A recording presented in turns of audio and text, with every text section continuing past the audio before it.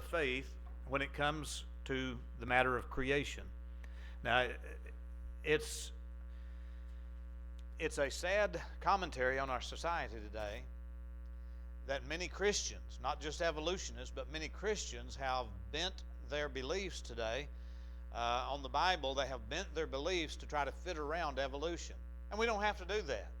I have perfect peace believing that the Bible is true from cover to cover without having to make excuses on why parts of it may be mythical or may be allegorical or may be just not literally interpreted. And we don't have to believe that. In fact, it is dangerous to believe that, and it is detrimental to the faith in the long run, because our children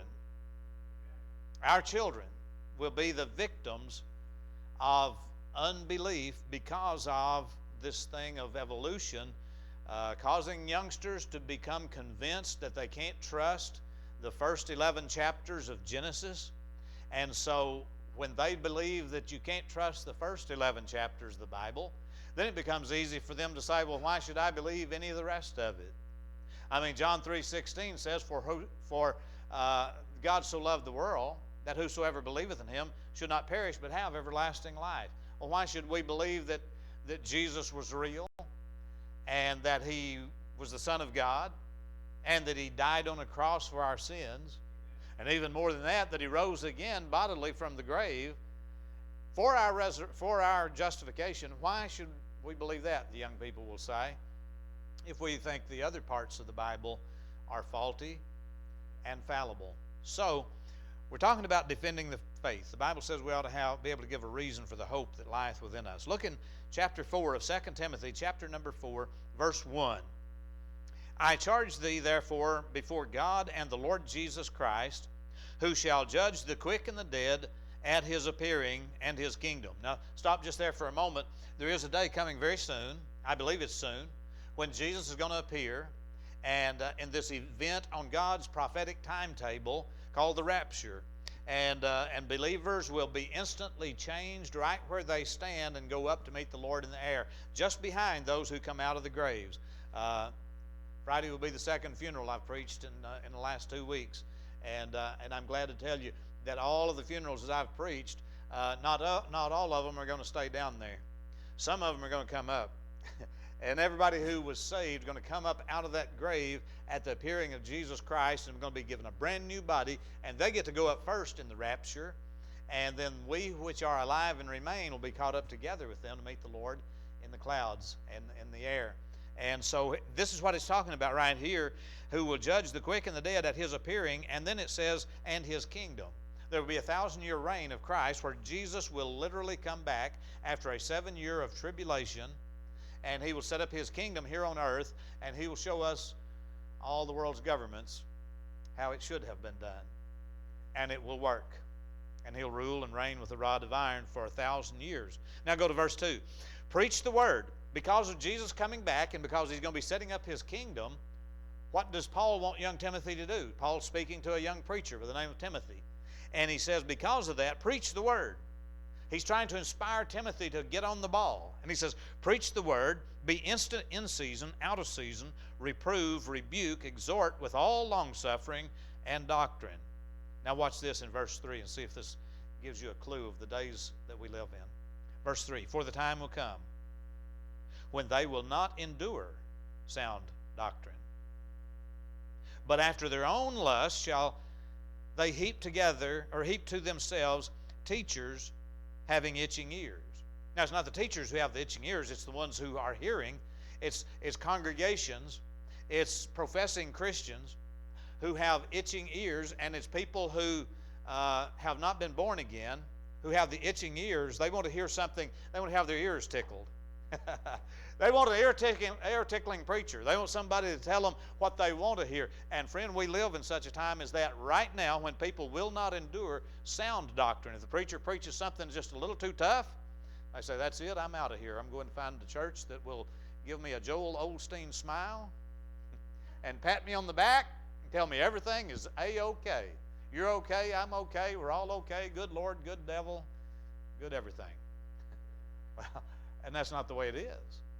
And preachers are becoming fewer who will stand up, preach the truth out of the old black book, just like it was given, and say, this is the way it is. And we can do it in love, but that doesn't mean we change the message. And he says, this day will come when they will not endure sound doctrine. When the hard teachings come, they're going to bow up and say, we won't hear it. We want somebody that'll make us feel good. Give us a psychologist, not a Bible preacher. Give us somebody who will tickle our innards, like Mountain Dew first came out back in the 1960s, and that was their slogan, Mountain Dew, it'll tickle your innards. That's what they said. And that's what they want out of preachers today. They want somebody that'll tickle them. Now look at verse 4. It says, and they shall turn away their ears from the what? Now everybody thinks they know the truth.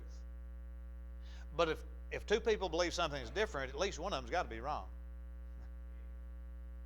If one opposes the other, at least one of them has to be. Now maybe they're both wrong. But if somebody opposes what's in this book, we know who's wrong. God's always right. True? And so he says, they shall turn away their ears from hearing the truth and shall be turned unto fables. And verse 5, but watch thou in all things, endure afflictions. By the way, people who stand for the truth will be afflicted and persecuted and ridiculed and mocked. And so you have to learn to have a thick hide and tender heart. He says, watch thou in all things, endure afflictions, do the work of an evangelist. We need to be winning souls to Jesus Christ. Make full proof of thy ministry. Well, that's what we want to do, and that's what we've been pushing for during these last few weeks of trying to show why we don't have to be ashamed of believing in creation. But rather than be ashamed, we should be very confident and very assertive in believing and teaching what we believe. Creationism does not have to take a back seat because the evidence, scientific evidence, is much stronger in favor of creationism than it is in evolution. You know what evolution is? It's some of these fables here. I was taught evolution in high school, and when I went to state college, the professors just drove it into me deeper, and I became a professing atheist. I don't think I really was, but I wanted to act like one. I thought it was cool to be an atheist. And little did I know I was being a blockhead. And it wasn't until I got saved about 10 years later that I found out that, hey, it's okay to believe the creation account because it's true. Well, let's look at some things tonight. And I'm not a scientist. Now, Brother Paul and Miss Dee both have advanced degrees. They're both, if anybody in this room is a scientist, they would be microbiologists as well as meteorologists. I don't know how that's related, whether you study germs that come out of the raindrops or what. But is that a prerequisite to be a microbiologist, to go into meteorology? Okay. Yeah. So they had to get on the springboard to get there. But honestly, they've got more degrees than a thermometer. And I'm not a scientist, but I found out something. Hey, I can read and find out the general information without having to be able to describe and understand all the fine points. We can understand this, and you and I don't have to be scientists to understand that we've got scientific evidence that makes creation credible. Now, I'm going to believe the Bible whether science says it's so or not, but it's a good thing to know if science is on your side, isn't it? And so it is. We've went through a number of challenges on Wednesday nights, and I'm trying to get through here in just a few minutes with this so we can watch the video. I've been promising you for a month, and my son's got on to me and said, Dad, you keep saying every week we're going to see the rest of that video we saw the first part of a month ago. Are we going to get to it tonight? I'm going to try. Okay. So tonight, now don't let this scare you. I'm not going to go into a bunch of depth about carbon-14 dating, but you've heard it in the news, maybe read it in your textbooks, how we Christians surely cannot believe in creation. We cannot believe in a young earth. We've got to come to the conclusion that the earth is older than 6,000 or 7,000 years old because carbon-14 dating proves, they say, that the earth has to be millions and billions of years old. And so let's talk just a little bit about understanding carbon-14 dating. Where does carbon-14, what is carbon-14 and where does it come from? Well, it's my understanding that there are cosmic blasts coming from outer space, and in our atmosphere are a bunch of little atoms. And those atoms get hit with that cosmic blast, and as you can see in the center of an atom, right there is a nucleus, and that nucleus has protons and neutrons in it, and then the little electrons are, it's like a little solar system all by itself, each little tiny atom, and that electron revolves around the nucleus. But the protons and the neutrons, two little tiny critters on the inside of that atom, gets bombarded with cosmic blasts from outer space, and so those atoms in our atmosphere trade some neutrons and protons. They jump off of one atom onto the other, and it changes those nitrogen atoms into carbon atoms. And so because that happens, that's where the carbon-14 comes from. And then everything on earth that lives and breathes, everything that is living, takes in what? We take in oxygen and carbon dioxide by eating and breathing. And so we take in the carbon-14 that's been created up there. We take it in. Living things take it in. Rocks don't take it in. Minerals don't take it in. It's living things. And so carbon-14 dating is a radiometric dating method used especially by the evolutionists to date fossils and rocks. Now wait a minute. If carbon-14 is only taken in by living things, are rocks living things? They're not, are they? So by measuring the carbon-14 in materials, if you can date them, it still wouldn't help you to date a rock, a fossilized rock, because the rock doesn't take in carbon-14. Only living things do. And so what we're going to see is the evolutionists say that they can take carbon-14 and prove that things are billions and billions of years old, and it's not the way it works, and they know better. And you can only use carbon-14 to date organic materials. And so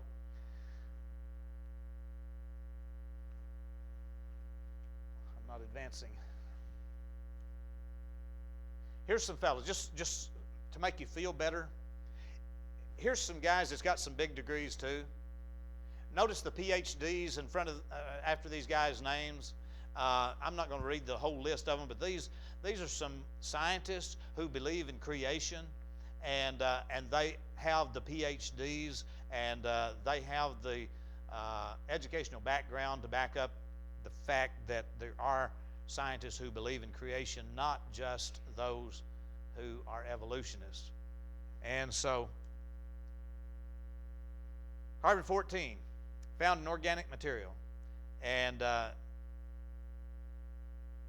in the Earth's layers, they say that there's basically 3 broad layers of Earth. If you were to dig a hole down in the Earth, hundreds of feet deep, you would come into that first layer up here at the top. You'd come into a layer that has fossils in it, and then you'd come into a second layer that's an older layer that's got some dinosaurs' bones and stuff in it, and then you go on down here to the third layer, the deepest layer, and you'd find that the evolutionists say you'd find evidence there of the very simplest organisms, and they would use carbon-14 dating to tell you how old these fossils are.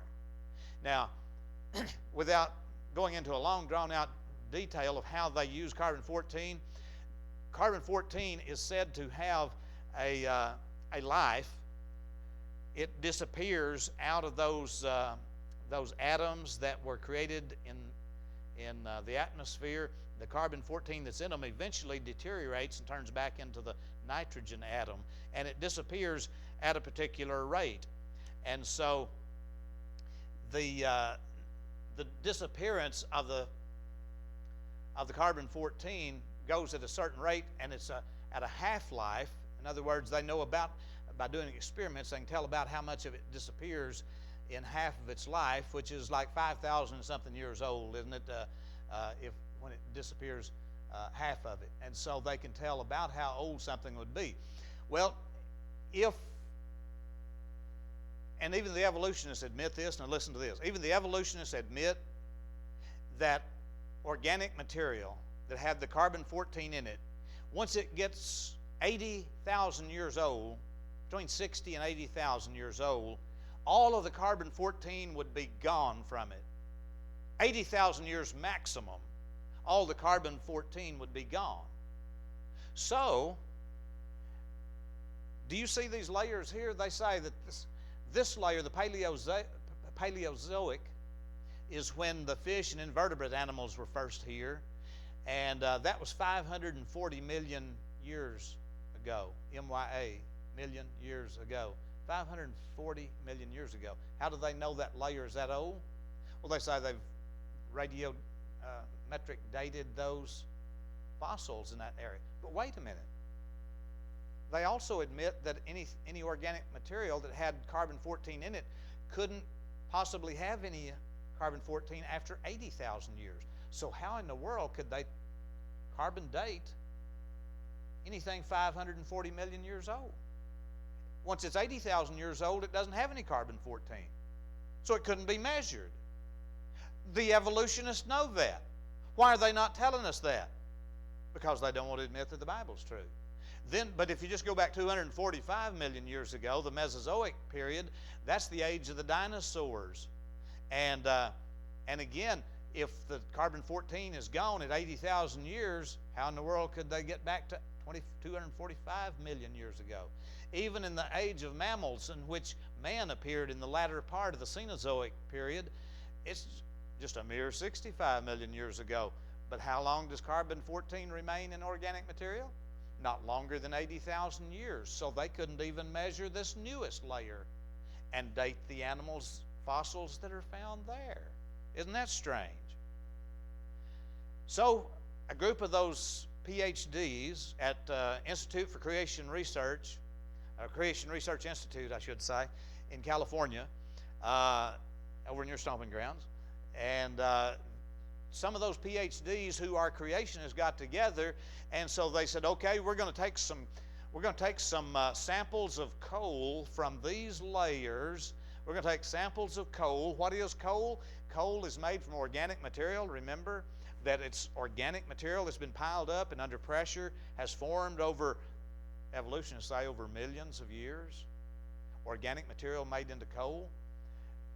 They took coal samples from 10 different locations up and down in the so-called geologic column and took it, so they couldn't be accused of falsifying the information. They took these 10 samples of coal to laboratories operated by evolutionists and let the evolutionists date that coal. And guess what they found out? The coal that was supposed to be millions of years old still had carbon-14 in it. Wait a minute, how long does carbon-14 last? Less than 80,000 years? So the coal that they say is millions of years old couldn't possibly, now we're not saying that it's 80,000 years old, because the earth is not that old. But we're just saying according to their own testing methods, the evolutionists' own testing methods, the coal would have to be less than 80,000 years old to be containing any carbon-14. Does that make sense to you? They're tricking us, ladies and gentlemen. So the carbon-14 couldn't exist. Well, then they did some samples of diamonds. You say, now wait a minute, preacher, you said rocks don't contain carbon-14. Ah, but diamonds are pure what? Carbon. Yeah, it's just compressed coal. So ladies, those old diamond rings you got, they're just old coal. That's all they are. But they dated these diamonds. And guess what? The diamonds that are supposed to be millions of, even the evolutionists say the diamonds are even as much as billions of years old. And they contained what? Carbon-14. which cannot exist longer than 80,000 years maximum in organic material. And so again, using their own testing methods and their own laboratories, it didn't come up true. So what is the scientific evidence? The scientific evidence supports a biblical worldview of a young earth. Now, this is just scratching the surface. We'll look at another challenge next week, but I want to get this video on for you. This is the part 2 of this is just a short video clip. If I can figure out how to do this.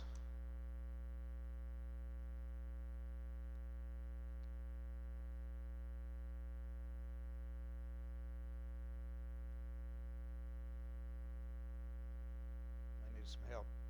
We have the second stage supernova. What do I do? Those are the stars that may have exploded within the last maybe hundreds of years to maybe thousands and thousands of years. Can I go full screen on that or not? Just leave it like it is? Oh, don't tell me he's going to be tied up in buffering.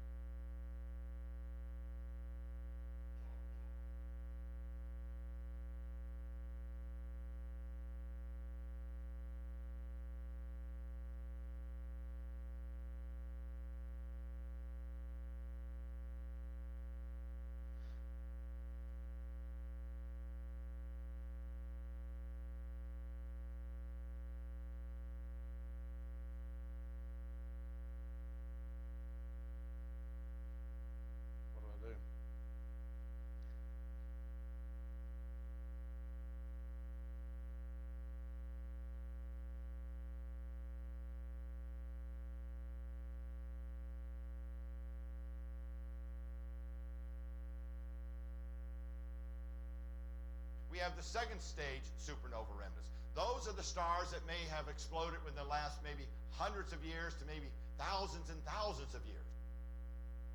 So hang up there again.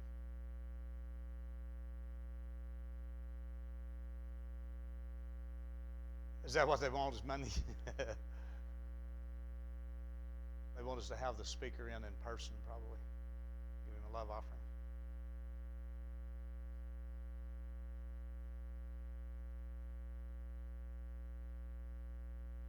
It doesn't seem to be buffering down on the...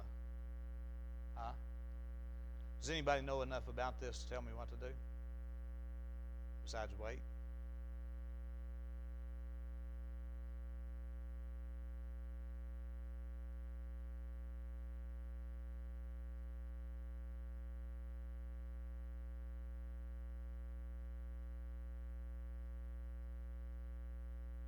We don't seem to be getting anywhere.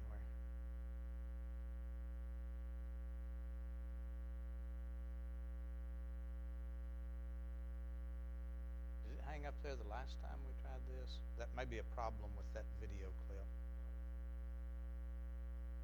Let me try part 3. This is astronomy in the Bible, and this is very interesting stuff.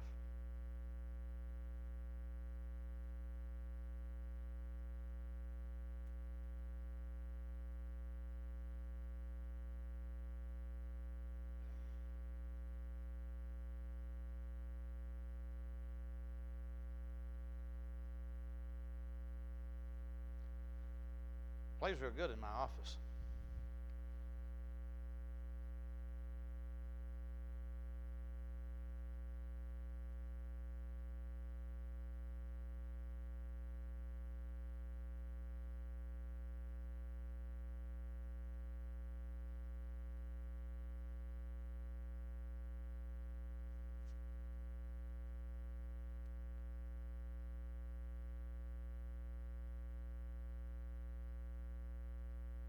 We have the second stage supernova remnants.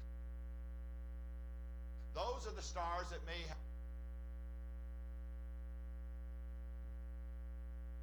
have exploded within the last maybe hundreds of years to maybe...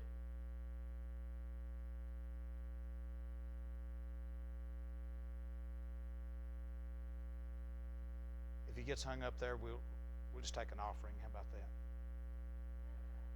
thousands and thousands of years.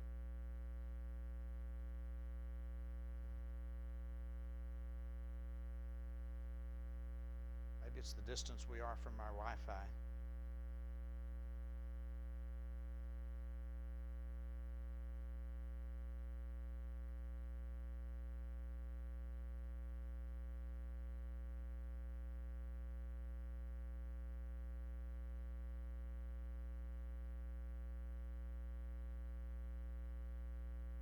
Let me try one other thing.